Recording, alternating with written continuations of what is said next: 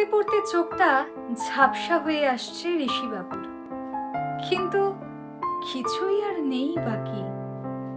সম্পর্ক যা ছিল তা অনেক আগেই সুদে আসলে মিটিয়ে দিয়েছেন তিনি, যদিও ভালোবাসাটা পুরোটাই ছিল, শুধু ভালো বাসাটা ভেঙে গিয়েছিল।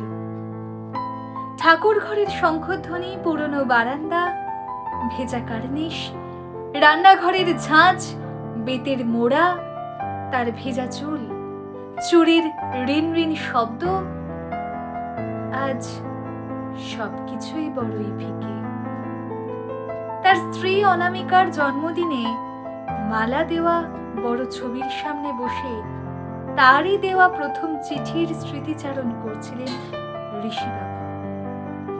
পেরিয়ে গিয়েছে মাঝের ২৭টা বছর, কারণ সময় থেমে থাকে না।